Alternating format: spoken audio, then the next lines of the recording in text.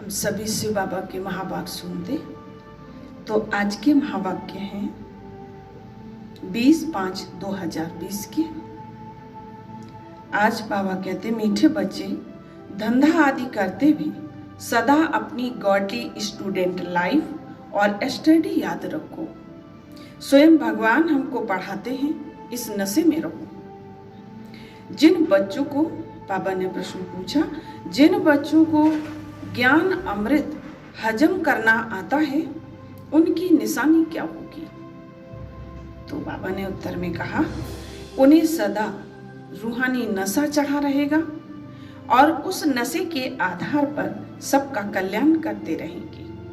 कल्याण करने के सिवाय दूसरी कोई बात करना, कल्याण करने के सिवाय दूसरी वो कोई बात करना भी उन्हें अच्छा नहीं लगेगा। कांटों को फूल बनाने की ही सेवा में बिजी रहेंगे। ओम शांति। अभी तुम बच्चे यहाँ बैठे हो और ये भी जानते हो अभी हम पाठधारी हैं। 84 जन्मों का चक्कर पूरा किया। यह तुम बच्चों की स्मृति में आना चाहिए। जानते हो कि बाबा आया हुआ है हमको फिर से राज्य प्राप्त कराने व तम प्रधान से सतो प्रधान बनाने। ये बातें सिवाय बाप की और कोई नहीं जानते। तुम यहाँ बैठे थे हो तो तुम जैसे स्कूल में बैठे हो, बाहर हो तो स्कूल में नहीं हो। जानते हो यह ऊंच से ऊंच रूहानी स्कूल है। रूहानी बाप बैठ पढ़ाते हैं। पढ़ाई तो बच्चों को याद आनी चाहिए ना। ये भी बच्चा ठहरा। इनको अथवा सभी को सिखलाने वाला वह बाप है। सब मनुष्य मात्र की आत्माओं का वह बाप है। वह आकर शरीर का लोन लेकर तुमको समझा रहे हैं, रोज समझाते हैं। यहाँ जब बैठते हो तो बुद्धि में स्मृति रहनी चाहिए कि हमने 84 जन्म लिए हैं। हम विश्व के मालिक थे, देवी देवता थे, फिर पुनर्जन्म लेते लेते आकर पट पर पड़े। भारत कितना साल्वेंट था, सारी स्मृति आई है। भारत की ही कहानी है, साथ साथ अपनी भी। अपनी को फिर भूल ना जाओ। हम स्वर्ग में राज्य करते थे, फिर हमको 84 जन्म लेने पड़े। यह सारा दिन स्मृति में लाना पड़े। धंधा आदि करते स्टडी को याद आनी चाहिए। कैसे हम विश्व के मालिक थे, फिर हम नीचे उतरते आए। बहुत सहज है, परंतु यह याद भी कोई को ठहरती नहीं है। आत्मा पवित्र न होने के कारण याद खिसक जाती है। हमको भगवान पढ़ाते हैं, यह याद ही खिसक जाती है। हम बाबा के स्टूडेंट, बाबा कहते हैं याद की यात्रा पर रहो। बाप हमको पढ़ा कर ये बना रहे हैं। सारा दिन ये स्मृति आती रही। बाप ही स्मृति दिलाते हैं। यही भारत था ना। हम सो देवी देवता थे, बाबा स्मृति दिलाते हैं। यही भारत था। हम सो देवी देवता थे, सो अब असुर बने हैं। 5 विकारों की प्रवेशता हुई और विकारों ने असुर बना दिया। पहले तुम्हारी भी बुद्धि आसुरी थी, अब बाप ने ईश्वरीय बुद्धि दी है, परंतु फिर भी कोई कोई की बुद्धि में बैठता नहीं है। भूल जाते हैं बाबा कितना नशा चढ़ाते हैं। तुम फिर से देवता बनते हो तो यह नशा रहना चाहिए ना। हम अपना राज्य ले रहे, हम अपना राज्य करेंगे। कोई को तो बिल्कुल ही नशा नहीं चढ़ता है। ज्ञान अमृत हजम ही नहीं होता है। जिन्हें नशा चढ़ा हुआ होगा उन्हें किसका कल्याण करने के सिवाय दूसरी कोई बात करना भी अच्छा नहीं लगेगा। फूल बनाने की सर्विस में ही लगे रहेंगे।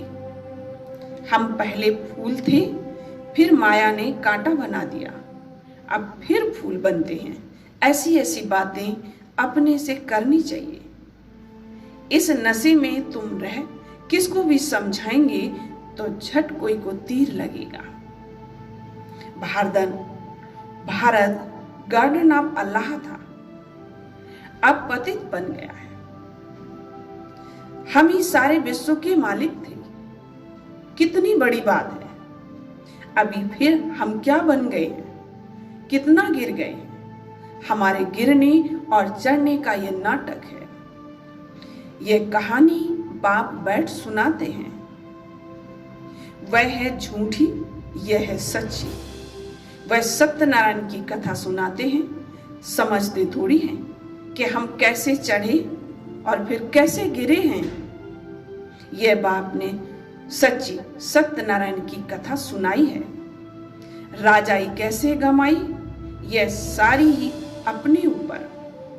राजा को, आत्मा को अभी मालूम पड़ा है कि हम कैसे अब बाप से राजाई ले रहे हैं। बाप यहाँ पूछते हैं तो कहते हैं हाँ नशा है, फिर बाहर जाने से कुछ भी नशा नहीं रहता। बच्चे खुद समझते हैं, भला हाथ तो उठाते हैं, परंतु चलन ऐसी है जो नशा रह ना सके। फीलिंग तो आती है ना। बाप बच्चों को स्मृति दिलाते हैं, बच्चे तुमको मैंने राजाई दी थी, फिर तुमने गमा दी। तुम नीचे उतरते आए हो, क्योंकि यह नाटक है चढ़ने और उतरने का। आज राजा है, कल उसको उतार देते हैं। अखबार में बहुत ऐसी ऐसी बातें पढ़ती हैं, जिसका रिस्पॉन्ड दिया जाए तो कुछ समझे। यह नाटक है, यह याद रहे तो भी सदैव खुशी रहे। बुद्धि में है ना, आज से 5000 वर्ष पहले शिव बाबा आया था, आकर राजयोग सिखाया था। ये पहली बार नहीं कर रहे।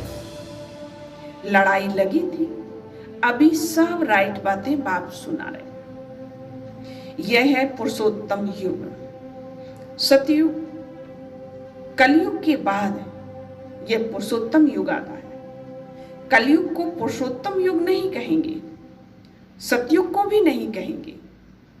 आसुरी संप्रदाय और दैवी संप्रदाय कहते हैं, उनके बीच का है यह संगम युग। जबकि पुरानी दुनिया से नई दुनिया बनती है, नई से पुरानी होने में सारा चक्र लग जाता है। अभी है संगम युग। सतयुग में देवी देवताओं का राज्य था, अब वह नहीं है। बाकी अनेक धर्म आते हैं। यह तुम्हारी बुद्धि में रहता है। बहुत हैं जो 6-8 मास 12 मास पढ़कर फिर गिर पड़ते हैं, फेल हो पड़ते हैं। भले पवित्र बनते हैं, परंतु पढ़ाई नहीं करते तो फंस पड़ते हैं। सिर्फ पवित्रता भी काम नहीं आती है। ऐसे बहुत सन्यासी हैं, वह सन्यास धर्म छोड़ जाए गृहस्थी बन जाते हैं, शादी आदि कर लेते हैं। तो बाप बच्चों को समझाते, तुम स्कूल में बैठे हो, यह स्मृति में है हमने अपनी राजाई कैसे गंवाई, कितने जन्म लिए। अब फिर बाप कहते हैं विश्व के मालिक बनो। पावन जरूर बनना है। जितना जास्ती याद करेंगे उतना पवित्र होते जाएंगे, क्योंकि सोने में खाद पड़ती है, वह निकले कैसे। तुम बच्चों की बुद्धि में है, हम आत्मा सतो प्रधान थी, 24 कैरेट थी, फिर गिरते गिरते ऐसी हालत हो गई। हम क्या बन गए हैं। बाप तो ऐसे नहीं कहते कि हम क्या थे, तुम मनुष्य ही कहते हो हम देवता थे, भारत की महिमा तो है ना। भारत की महिमा है, इस भारत भूमि पर 33 करोड़ देवी देवताएं राज्य करते थे। ये महिमा है भारत की।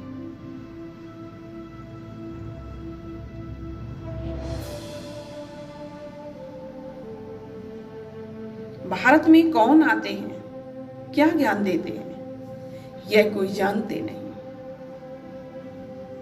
यह तो पता होना चाहिए ना कि लिबरेटर कब आते हैं। भारत प्राचीन गाया जाता है तो जरूर भारत में ही रीइनकार्नेशन होता होगा, अथवा जयंती भी भारत में ही मनाते हैं। जरूर फादर भी यहाँ आता है। बाप कहते हैं भागीरथ तो मनुष्य शरीर में आया होगा ना। जिस घोड़े गाड़ी भी, फिर घोड़े गाड़ी भी दिखाए हैं, कितना फर्क है। कृष्ण और रथ दिखाया है, मेरा किसको पता नहीं है। अभी तुम समझते हो बाबा इस रथ पर आते हैं। इनको ही भाग्यशाली रथ कहा जाता है। ब्रह्मा सो विष्णु चित्र में कितना क्लियर है। त्रिमूर्ति की ऊपर शिव, यह शिव का परिचय किसने दिया? बाबा ने ही बनवाया है। अभी तुम समझते हो बाबा इस ब्रह्मा रथ में आए हैं। ब्रह्मा सो विष्णु, विष्णु सो ब्रह्मा, यह भी बच्चों को समझाया। कहां 84 के बाद विष्णु सो ब्रह्मा बनते हैं, कहां ब्रह्मा सो विष्णु 1 सेकेंड में। वंडरफुल बातें हैं ना बुद्धि में धारण करने की। पहले पहले समझाना होता है। बाप का परिचय, भारत स्वर्ग था जरूर। हेवनली गॉड फादर ने स्वर्ग बनाया होगा। यह चित्र तो बड़ा फर्स्ट क्लास है। समझाने का शौक रहता है ना, बाप को भी शौक है। तुम सेंटर पर भी ऐसे समझाते रहते हो, यहां तो डायरेक्ट बाप है। बाप आत्माओं को बैठ समझाते हैं। आत्माओं को समझाने और बाप के समझाने में फर्क तो जरूर रहता है ना। इसलिए यहां सम्मुख आते हो सुनने के लिए। बाप ही घड़ी घड़ी बच्चे बच्चे कहते हैं। भाई भाई का इतना असर नहीं पड़ता है, बाप की बात का असर पड़ता है जितना बाप का रहता है। यहां तुम बाप के सम्मुख बैठे हो, आत्माएं और परमात्मा मिलते हैं तो इसको मेला कहा जाता है। बाप सम्मुख बैठ समझाते हैं तो बहुत नशा चढ़ता है। समझते हैं बेहद का बाप कहते हैं, हम उनका क्यों नहीं मानेंगे। बाप कहते हैं हमने तुमको स्वर्ग में भेजा था, फिर तुम 84 जन्म लेते लेते पतित बने हो, फिर तुम पावन नहीं बनेंगे। आत्माओं को कहते हैं, कोई समझते हैं बाबा सच कहते हैं, कोई तो झट कहते हैं बाबा हम पवित्र क्यों नहीं बनेंगे। बाप कहते हैं मुझे याद करो तो तुम्हारे पाप कट जाएंगे, तुम सच्चा सोना बन जाएंगे। मैं सभी का पतित पावन बाप हूं। तो बाप की समझानी और आत्माओं की यानी बच्चों की समझानी में कितना फर्क है। समझो कोई नए आते हैं, उसमें भी जो यहाँ का फूल होगा तो उसको झट टच होगा, यह ठीक कहते हैं। तो यहाँ का नहीं होगा तो समझेगा नहीं। तो तुम बच्चे भी समझाओ। हम आत्माओं को बाप कहते हैं तुम पावन बनो। मनुष्य पावन बनने के लिए गंगा स्नान करते हैं, गुरु करते हैं, परंतु पतित पावन तो बाप ही है। बाप आत्माओं को कहते हैं कि तुम कितने पतित बन गए हो। इसलिए आत्मा याद करती है कि आकर पावन बनो। बाप कहते हैं मैं कल्प कल्प आता हूं, तुम बच्चों को कहता हूं यह अंतिम जन्म पवित्र बनो। ये रावण राज्य खत्म होना है, मुख्य बात है ही पावन बनने की। स्वर्ग में विष होता नहीं। तो जब कोई आते हैं तो उनको ये समझाओ कि बाप कहते हैं अपनी को आत्मा समझ मुझ बाप को याद करो तो पावन बन जाएंगे, खाद निकल जाएगी। मन मना भव अक्षर याद है ना। बाप निराकार है, हम आत्मा भी निराकार हैं। जैसे हम शरीर द्वारा सुनते हैं, बाप भी इस शरीर में आकर समझाते हैं। नहीं तो कैसे कहें कि माँ में कम याद करो, देह के सभी संबंध छोड़ो। जरूर यहाँ आते हैं, ब्रह्मा में प्रवेश करते हैं। प्रजापिता अब प्रैक्टिकल में है। इन द्वारा हमको बाप ऐसे कहते हैं, हम बेहद के बाप की ही मानते हैं। वह कहते हैं पावन बनो, पतितपना छोड़ो, पुरानी देह के अभिमान को छोड़ो, बस मुझे याद करो तो अंतमति सो गति हो जाएगी, तुम लक्ष्मी नारायण बन जाएंगे। बाप से बेमुख करने वाला मुख्य अवगुण है एक दूसरे का पर चिंतन करना, ईबिल बातें सुनना और सुनाना। बाप का डायरेक्शन है तुम्हें ईबिल बातें सुननी नहीं है। इनकी बात उनको, उनकी बात उनको सुनाना, ये धूतीपना तुम बच्चों में नहीं होना चाहिए। इस समय दुनिया में सभी विपरीत बुद्धि हैं। सिवाय राम के दूसरी कोई बात सुनाना उसको धूतीपना कहा जाता है। अब बाप कहते हैं ये धूतीपना छोड़ो। तुम सभी आत्माओं को बताओ कि हे सीताएं, तुम एक राम से योग लगाओ। तुम वो मैसेंजर ये मैसेज दो कि बाप ने कहा है मुझे याद करो, बस। इस बात की सिवाय बाकी सब है धूतीपना। बाप सब बच्चों को कहते हैं धूतीपना छोड़ दो, सभी सीताओं का एक राम से योग जुड़वाओ। तुम्हारा धंधा ही यह है, बस पैगाम देते रहो। बाप आया हुआ है, कहते हैं तुमको गोल्डन एज में जाना है, अब इस आयरन एज को छोड़ना है। तुमको वनवास में ला हुआ है, जंगल में बैठे हो ना। वन जंगल को कहा जाता है। कन्या की जब शादी होती है तो वन में बैठती है, फिर महल में जाती है। तुम भी जंगल में बैठे हो, अब ससुर घर जाना है। इस पुरानी देह को छोड़ना है। एक बाप को याद करो तो जिनकी विनाश काले प्रीत बुद्धि है वह तो महल में जाएंगे, बाकी विपरीत बुद्धि का है वनवास, जंगल में वास।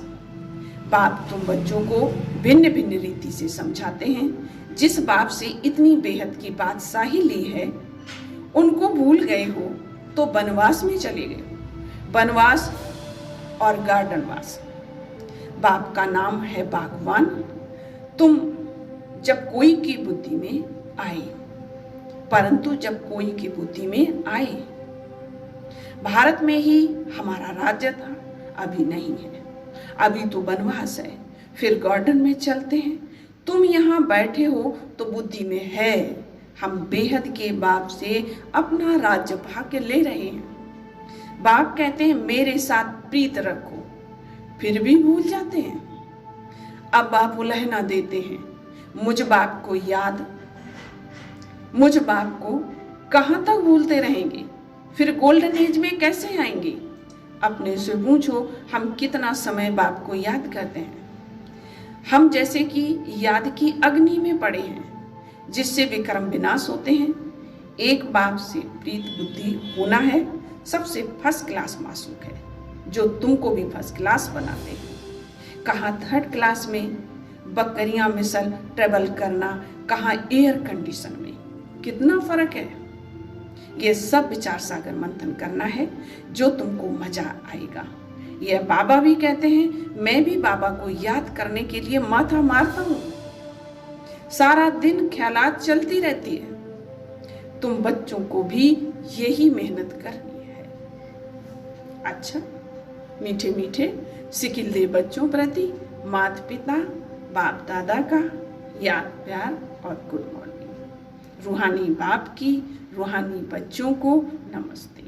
हम रूहानी बच्चों की रूहानी बाप दादा को याद, प्यार, गुड मॉर्निंग, नमस्ते। बाबा शुक्रिया, बाबा आपका बहुत बहुत शुक्रिया। धारणा के लिए मुख्य सार है, किसी को भी एक राम बाप की बातों के सिवाय दूसरी कोई भी बातें नहीं सुनानी है। एक की बात दूसरे को सुनाना, परचिंतन करना, यह धूर्तीपना है, इसे छोड़ देना है। एक बाप के साथ प्रीत रखनी है। पुरानी देह का अभिमान छोड़ एक बाप की याद से स्वयं को पावन बनाना है। वरदान है, अलौकिक नशे की अनुभूति द्वारा निश्चय का प्रमाण देने वाले सदा विजयी हो। अलौकिक इसकी पॉइंट्स है, अलौकिक रूहानी नशा निश्चय का दर्पण है, निश्चय का प्रमाण है। नशा और नशे का प्रमाण है खुशी। जो सदा खुशी और नशे में रहते हैं, उनके सामने माया की कोई भी चाल चल नहीं सकती। बेभा बादशाह की बादशाही के अंदर माया आ नहीं सकती। अलौकिक नशा सहज ही पुराने संस्कार व पुराना संसार भुला देता है। इसलिए सदा आत्मिक स्वरूप के नशे में, अलौकिक जीवन के नशे में, फरिश्तेपन के नशे में या भविष्य के नशे में रहो तो विजयी बन जाएंगे। स्लोगन है, मधुरता का गुण ही ब्राह्मण जीवन की महानता है। मधुरता का गुण ही ब्राह्मण जीवन की महानता है। इसलिए मधुर बनो और मधुर बनाओ, मधुर बनो और मधुर बनाओ। तो ये थे बाबा की मीठी मीठी बातें हम बच्चों के लिए। ओम